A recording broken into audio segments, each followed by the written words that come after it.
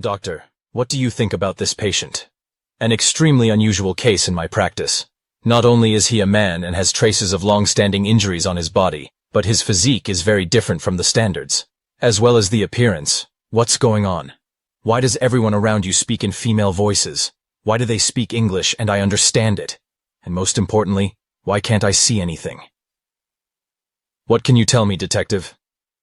After examining the documents, things, money, and bank cards available with him, we came to the conclusion that there is some kind of incomprehensible situation here. According to the idea, he planned to impersonate a citizen of the Russian Federation, but the appearance of documents, bills, and bank cards does not stand up to any criticism.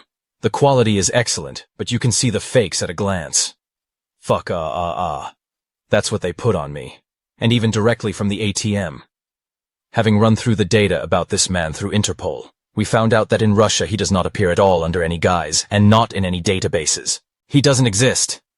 Fuck, are you fucked up, ladies? I yell indignantly, getting up on the bed.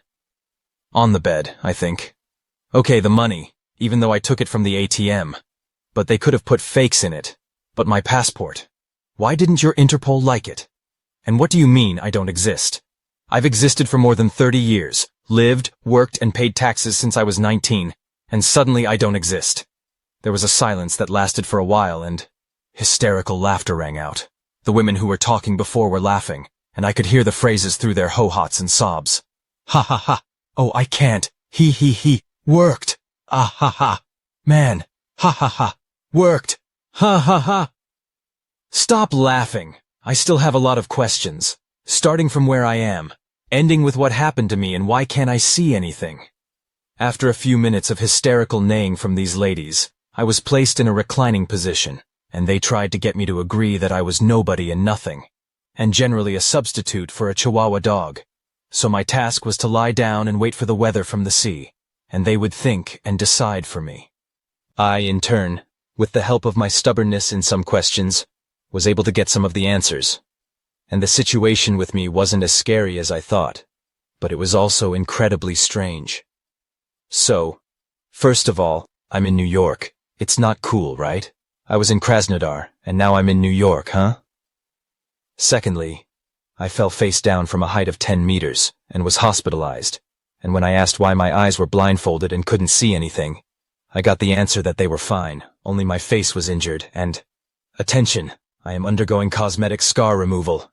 I immediately began to rip off these fucking bandages with a choice obscenity in order to see the white light, and when they tried to stop me, shouting that it would disfigure an already unattractive face, I just slapped a couple of juicy slaps at the sound, walked through the relatives of these people who were crushed on their heads, and he continued to free his head from bandages. In general, I am a cultured and peaceful person, and I try not to raise my voice to women unnecessarily.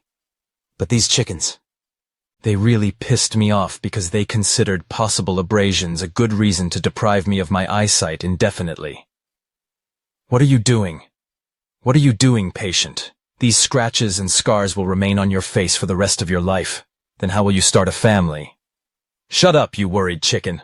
A scratch or a scar more. I'm not a fag to get hysterical, am I? By the way, where's the mirror? I need to see what's wrong with my eyes, otherwise it dries them and sticks together. I walk down the corridor. It seems to be a hospital.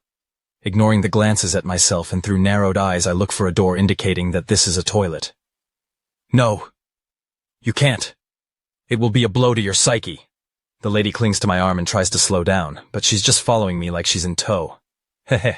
The floor is freshly washed, and I'm barefoot, but the nurse herself is wearing high-heeled shoes, so I'll have a better grip on the floor.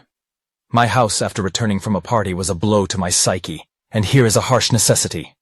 And here is the right door. I go inside, not paying attention to who the room is intended for, and going to the nearest sink. I turned on the water and then washed my face. And then I looked in the mirror. Yes, the fucking bitch.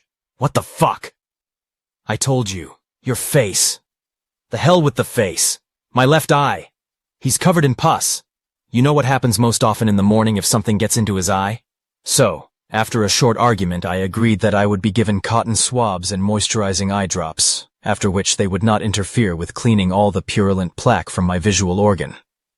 After making sure that I could see myself clearly, I allowed myself to be led back to the ward, listening to the lamentations of this young nurse on the way, and trying to make sense of what she was chirping to me on the way.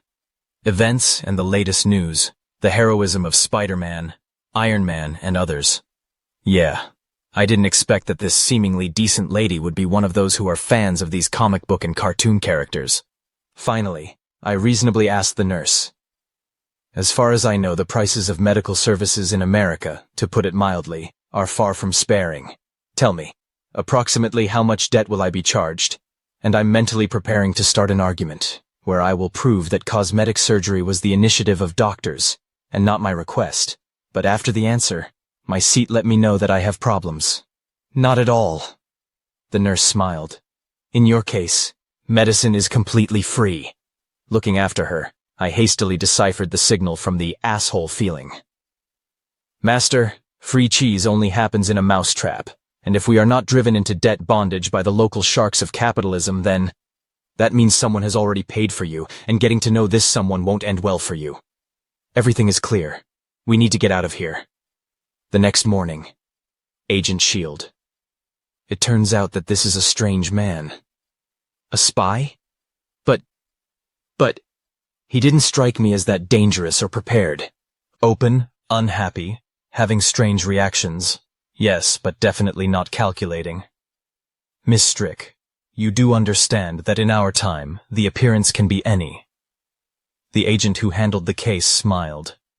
But we have an opinion that this person is being used in the dark. It is extremely unfortunate that he managed to escape last night, but I doubt that he will be able to hide from us for a long time. Have a nice day, and now sign the non-disclosure papers, from the case notes. The desired object, presumably the victim of an unsuccessful experience with a terrorist attack, fell into a spatial anomaly. Judging by his behavior and reactions, he is a representative of a parallel world. It does not pose any danger or special value, but it is recommended to continue surveillance and surveillance. It is recommended to force him to fit into our society by indirect intervention. A week later, you can congratulate yourself. I'm in deep shit. Or in the Marvel 11 universe, which is the same thing, which means in a world of gender inequality where the ratio of men and women is 1:10.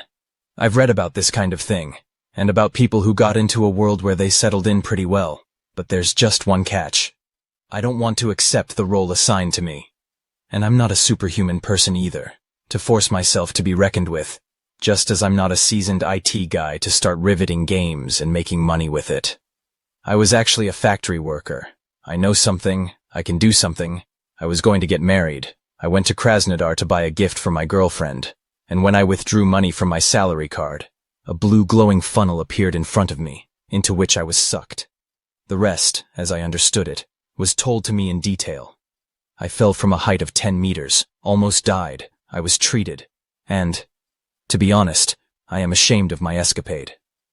It turns out that in this world, indeed, all medicine for men is free. But I, trying on the facts from my world, decided that I was being trained for bloody entertainment by the rich. So I decided to leave while I was still whole. What kind of bloody entertainment do the rich have in our world? And you ask yourself, if they don't send you, they will show you, and even let you participate in the role of entertainment. In general, it's better not to mess with this stuff, because everyone knows that people start to lose their minds from satiety, and they start doing this. I'm currently living in a flop house a couple of blocks from some respectable neighborhood. Here, the aimer turns out to be a dumpster, and slums can lurk in the alleys of areas that shine with luxury.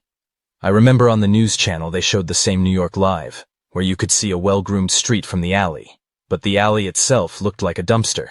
Piles of garbage and dilapidated buildings. I've been lucky so far. I've worked as a loader a couple of times, thanks to the hooded sweatshirt I stole from the hospital. I almost got a permanent job with that madam, the owner of the store, but she burned that I was a man. I shouldn't have taken a piss standing up. As a result, I had to get out of the area, because the lady threw a tantrum, which boiled down to some kind of rights, violations, and so on, and called the police on my soul. I managed to figure out one important thing for me. This world became the way it is now right in the midst of the Second World War. Before that, I read history books, and everything there coincided with our native history, before World War II, when Hydra, the Shield, the Red Skull, and Captain Americano came out, and suddenly it turned out that there were 10 times more women than men, and no one was worried about such changes. Why did this happen? I decided for myself. It's Marvel. A universe where common sense often tries to kill itself against a wall in order to avoid bullying itself. Of course, there are tons of heroes, mutants, super people, and superpowers you can get from any bullshit. But let's be honest, I'm not a local, and what turns a jerk and a nerd into a super soldier will turn me into a body screaming in pain, with layers of meat peeling off its bones. Getting to know the femme versions of famous comic book supers? Yeah, I'll just iron my shoelaces and book a place in the cemetery. It's easy to die in their showdowns with villains, first of all, and secondly, I'll find those who can let me get closer to myself, and those I can easily find will also easily send me to hell. So I should calm my thoughts down properly and decide for myself. What do I want to achieve in the new world? After checking my pockets, I found only $90. Well, so I go to a bar, drink 40, and think about the situation. And no, I'm not an alcoholic at all. It's just that everything that's happening is disgusting to me, and in order for me to let go, I need to drink, and then I can think about the situation properly. It didn't take long to get to the bar. There were plenty of them in this city, especially since the place was average-looking and sparsely populated, especially since the visitors, or rather the visitors, were quite gloomy. Sitting down on a chair in front of the bar, I looked at the barmaid, an attractive woman about 25-30 years old. I exhaled and said, "Medicines, doctor." The Shanette sitting next to me laughed at this treatment, and the unhappy bartender said, "According to the rules of our institution, staying incognito is prohibited. Either take off your hood or get out of here. Is that clear, friend?" Huh? I silently pull off my hood, and I see the lady recoil. Well, yes, a long healing scar on his nose, where a piece of skin is missing, and a dozen on his forehead, cheeks and cheekbone. I know that handsome, so you can do without lamenting and praising, and I repeat my request, "Medicines, doctor, and what can I pour for you? A martini? Wine? Liquor?" I see that the woman is uncomfortable with communicating with me. Well, this is already clear to me, since local men behave like moody girls who diligently breed people with their appearance. Then, my indifference to the face that was beaten on the road's surface greatly confused the interlocutor. "Gin. 100 grams to start with, and don't put the bottle far away. You'll do it again later. Do you need a snack?"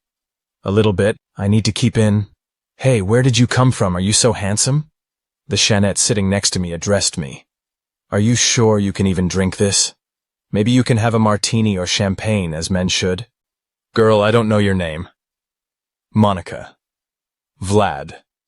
"Monica, firstly, I sincerely hate the taste of champagne, but I don't recognize martinis for alcohol. And secondly, I feel lousy, and something stronger is suitable for treatment."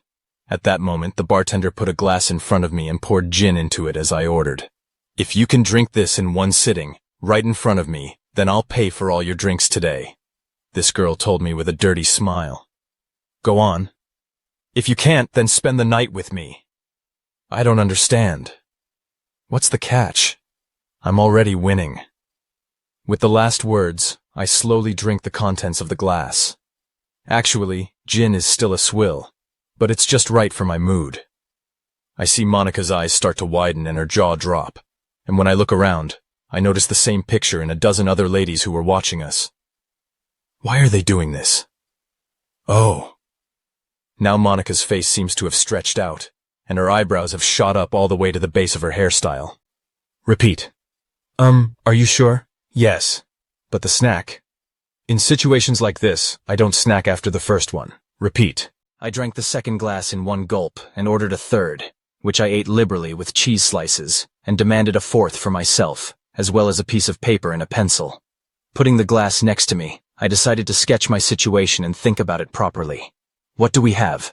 I lost my home, my job, my parents, the girl I wanted to marry, and I got a world where there are a lot of women without male attention, and all men are analogous to pets. They are supposed to eat and drink, but only what their wives and doctors allow. They can monitor their appearance and go for a walk so that their spouses can show off their pet to their friends. These nobodies can run around the shops and beauty salons, And yet it can't own anything. Yes, it can't. The bank account, cars, house, and everything else important all belong to women. And these rags with accessories in their pants have a maximum power of attorney. And what do I want in these conditions? Or not? What do I not want? I don't want to become an analog of a pet. I don't want to sit on someone else's neck. And most importantly, I want my opinion to be respected in my family. I wish for banal self-respect. And what is needed for this? It's trivial to have money, earnings, and the opportunity to send a fucking lady who wants to put me under her thumb. Looking up, I look at Monica, who had moved closer to me, who was staring at me unblinkingly, it seems to me. Or is she not blinking at all? Hey! Monica! Holy Terra is calling Monica! Answer me! Who the hell are you? I'm a man. And anyway, tell me, why did your condition of the dispute include a night with me as your prize? You're a beautiful woman. Aren't guys attracted to you? Well, it's hard for people like me to find a boyfriend, especially after I became famous. I'm kind of a stranger, and I'm not aware of what's going on. Can you enlighten me? We'll have a whole night ahead of us. I salute her with a glass and drink it. A year later, on behalf of the Spider Girl, another night, another patrol, and now, once again, robbers are trying to rob someone in the alley. Wow. This time they targeted a man as their victim. Outwardly he looks haggard, circles under his eyes, exhaustion on his face. It is clear that he has lost a lot of weight lately. His clothes are clean, but outwardly shabby. In his hands is a bag with something heavy, although he himself looks at armed robbers without fear, but rather thoughtfully. As soon as I started to immobilize the criminals, this man grabbed a bottle of alcohol from the bag, and with one blow smashed it over the head of the criminal armed with a pistol, after which, with a delay, he struck the robber, an African-American, with the resulting rose. The way things were going, all the words stuck in my throat. And then he picks up the fallen gun, and points it at the hunted girl who had previously threatened him with a knife. Wait! You can't do that! You can't shoot her! Is that true? Sarcasm and fatigue can be heard in the voice, after which the man lowered the gun and shot the robber in the knee. No, you're confused about something. I can shoot her. Glancing at the howling body in pain, he added, but I don't want to kill. Putting the captured pistol in his belt, this one just went on with his business. You just injured 3 people, and you're just going to keep going? Are you suggesting we finish them off? I froze at the suggestion. Is he even out of his mind? Not really. Then I'm off. Stop. You must answer for your crimes. You have to turn yourself into the police.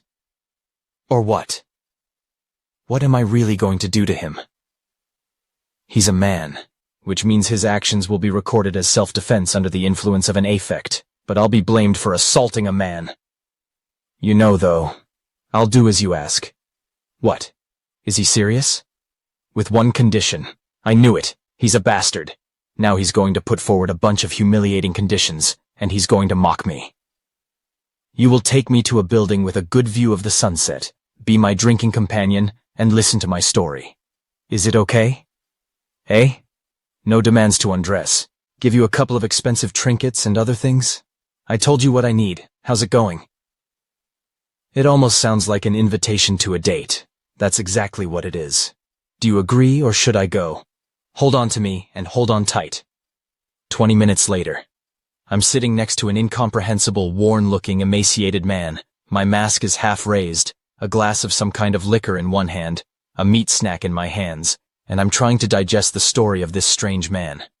According to him, he is not a local at all, but came here from another world where there is relative equality of the sexes. And he complained to me about how hard the male share in our world is. More precisely, how hard it is for him to try to continue to maintain the remnants of self-respect and pride. I also found out that he is the reason why Scorpia, aka Monica Gargan, has started to organize intimidation actions, attacks on corporations and bank robberies especially frequently in the last year. It turns out that these two turned out to be something like a competition, where they courted each other, and both tried to earn money for gifts to each other. Only everyone uses their own method, Scorpia by robberies, and this Vlad, moonlighting wherever possible. And recently, according to him, he began a black streak. They don't take him to work because of his gender. He quarreled with Scorpio a month ago, on the grounds that this idiot did not want to be the one who was being paid for. And recently he started drinking altogether. Well, Spider-Girl, it's time to say goodbye. You have to go about your business, and I have to go about mine. Will you turn yourself into the police? No. You promised. I lied, and I'm sorry about that, Penny Parker. How did you know my name? I guessed right. It was all a kind of confession before I left. I see how Vlad took the gun out of his belt and rested the barrel on his chin. Goodbye. I am not needed in this world. I'm superfluous. A shot rang out.